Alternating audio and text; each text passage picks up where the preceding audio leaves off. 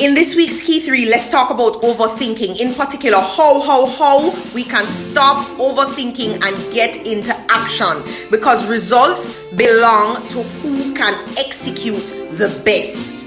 So, the first thing we need to do is actually acknowledge that we are overthinking and that we need to stop. Because if we in our minds are like, oh, I'm just dotting all the I's and crossing all the T's and I'm just, thinking about all the different ways that it could go so that I'm ready and prepared. And if you think you're doing the right thing, then you won't try to stop overthinking and you will be that person who takes the least action. And trust me, the person in the room executing the least is not getting the most results, okay?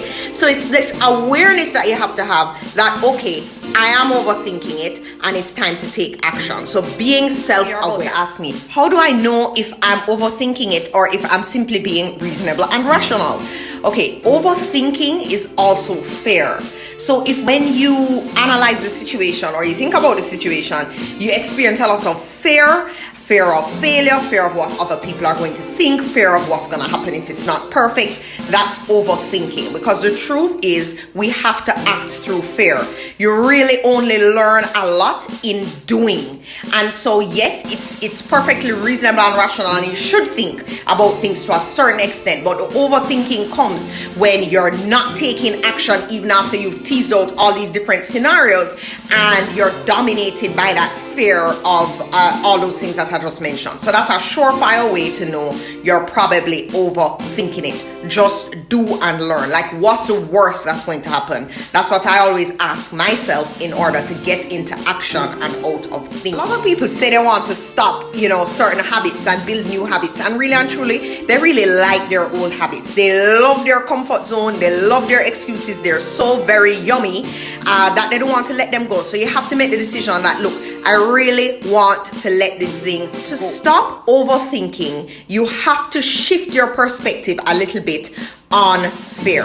The truth of the matter is that we're all out here afraid. Successful people are just as afraid. If Oprah could recount the story of when Beyonce got off the stage and said to Oprah, was I okay? Do you think it went well? Can you just imagine then? I mean, that's Beyonce. We think obviously she'd know that she have it on lock. But the truth is, if even Beyonce is wondering, am I good enough? We all are wondering, am I going to be good enough? Is it going to work? And the truth of the matter is you have to recognize the fear, say hi to the fear, acknowledge the fear, and take it as even a good sign. Like, I am trying something new. If I did not experience any fear or anxiety, that just wouldn't be normal. Welcome to the human race. Now, what am I going to do?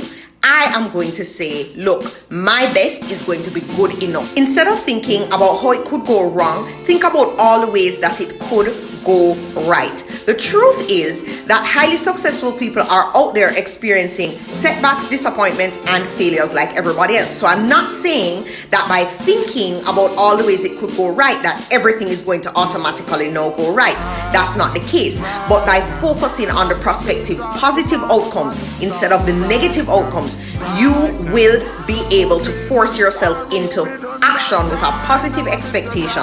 And when the disappointments come, as they will, at least you will be able to learn the lesson and press forward, as opposed to sitting down, overthinking, paralyzed by fear, not doing anything, and thus making failure a self-fulfilling prophecy. Because what's worse than not trying? Nothing. That's the biggest failure.